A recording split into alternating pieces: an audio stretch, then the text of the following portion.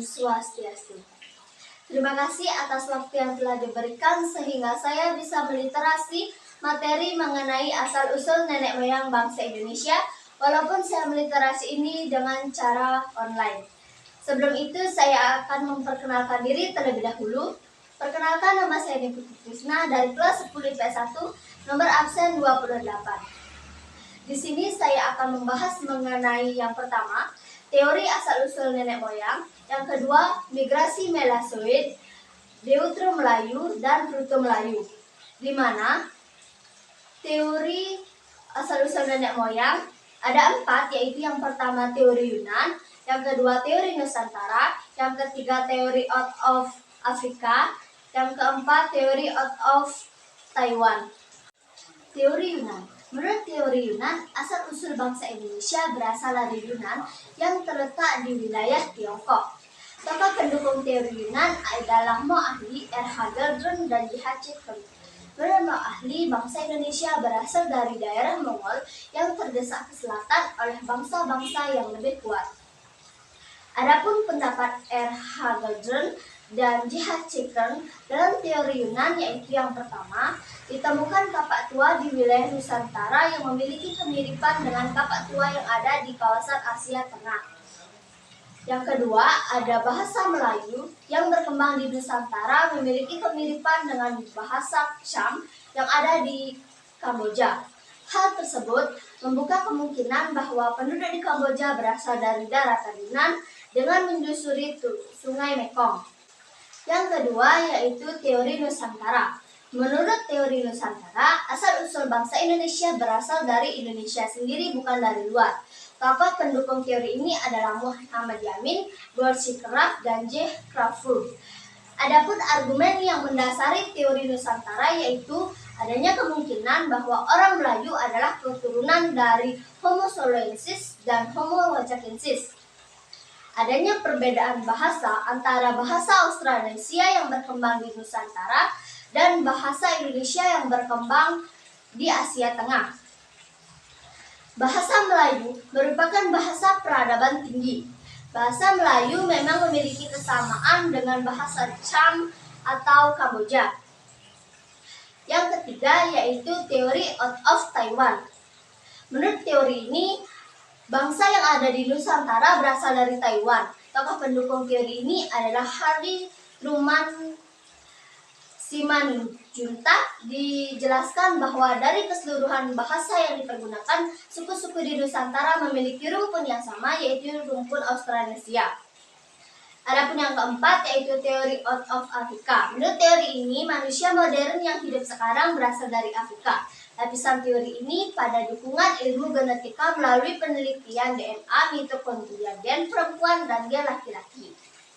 Menurut ahli genetika Amerika Serikat Mark Eggman, manusia modern yang ada sekarang berasal dari Afrika antara kurun waktu 100 sampai 200.000 tahun lalu. Diperkirakan manusia Afrika melakukan migrasi keluar Afrika berlangsung pada 50.000 sampai 70.000 tahun silam. Tujuan migrasi menuju ke Asia Barat melalui 2 jalur, yaitu mengarah ke lembah Sungai Nil, melintasi semenanjung Sina ke utara melalui Arab Levant, dan yang kedua melewati Laut Merah. Adapun bukti bahwa keberagaman manusia Afrika telah sampai ke Australia adalah dengan ditemukan fosil laki-laki di Lake Mungo. Jejak yang paling kuat untuk membuktikan bahwa manusia Afrika telah bermigrasi hingga ke Australia adalah jejak genetika. Baik, yang kedua adalah migrasi Melanesoid, Deutero Melayu, dan Proto Melayu.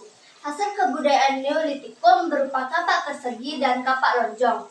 Bangsa yang migrasi ke Indonesia berasal dari daratan Asia, tepatnya Yunan Utara. Bangsa tersebut menuju ke selatan memasuki daerah Vietnam dan terus ke kepulauan Indonesia.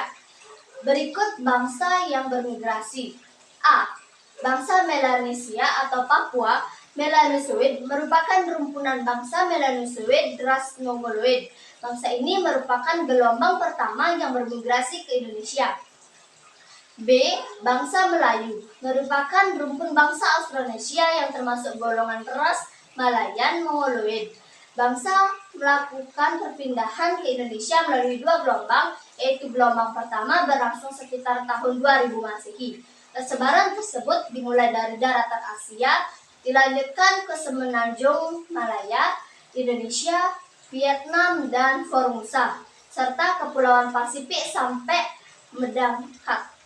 Bangsa yang melakukan persebaran ini adalah bangsa Proto-Melayu. Bangsa Proto-Melayu membawa kebudayaan Neolitikum, yaitu kapak lonjong yang dibawa melalui Jawa Timur dan kapak persegi melalui jalur barat. Nama lain dari Proto-Melayu adalah Boleo-Mongoloid. Yang kedua, gelombang kedua berlangsung sekitar 500 Masehi. Bangsa yang melakukan migrasi pada gelombang kedua ini disebut dengan bangsa Deutero Melayu. Bangsa Deutero Melayu masuk ke Indonesia melalui jalur barat, yaitu melalui Pulau Sumatera, dan membawa kebudayaan logam baik berupa perunggu maupun besi dengan corak dongson. Hasil yang terkenal adalah Nekara. Nama lain bangsa Deutero Melayu adalah Neo-Mongoloid. Dengan adanya migrasi tersebut, Indonesia mempunyai 3 kelompok suku induk, yaitu bangsa Melanesia, bangsa Melayu tua, dan bangsa Melayu muda. A. Bangsa Melanesia atau Papua Melanosoid. Ciri-cirinya yaitu kulit kehitam-hitaman, rambut hitam dan keriting, bibir tebal, badan tegap, hidung lebar. Bangsa Melanesia tersebar di Riau, yaitu suku Sakai atau Siak, dan suku bangsa Papua Melanosoid yang mendiami Pulau Papua, Kepulauan Kei, dan Kepulauan Melanesia. Diperkirakan manusia wajak atau manusia Solo adalah nenek moyang dari manusia Melanosoid yang menjadi penduduk Pulau Papua dan Australia sebelum naiknya permukaan laut pada akhir zaman Glasia atau zaman es. Yang kedua yaitu bangsa Proto-Melayu atau Melayu tua. Ciri-cirinya kulit sawo matang, rambut lurus, badan tinggi ramping, bentuk mulut dan hidung sedang.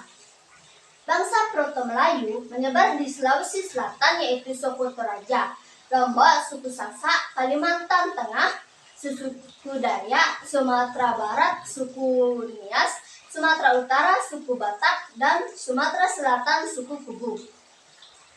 Yang ketiga ada bangsa Deutero Melayu atau Melayu muda. Bangsa Deutero Melayu merupakan ras Mongoloid dengan ciri sama dengan bangsa Proto-Melayu. Bangsa Deutero Melayu menyebar menjadi suku Aceh, suku Minangkabau atau Sumatera Barat, suku Jawa, suku Bali, suku Bugis, suku Makassar, dan sebagainya. Hasil kebudayaan bangsa Deutero Melayu terbuat dari logam atau perunggu besi. Kebudayaan Deutero Melayu disebut kebudayaan Dongson, yaitu suatu nama kebudayaan di daerah terklaim dengan memiliki kesamaan dengan kebudayaan bangsa Deutero Melayu. Baik, sekian literasi yang bisa saya sampaikan. Jika masih ada kekurangan dan kata-kata yang salah, mohon dimaafkan. Terima kasih, sekian dari saya. Om Santi Santi Santi.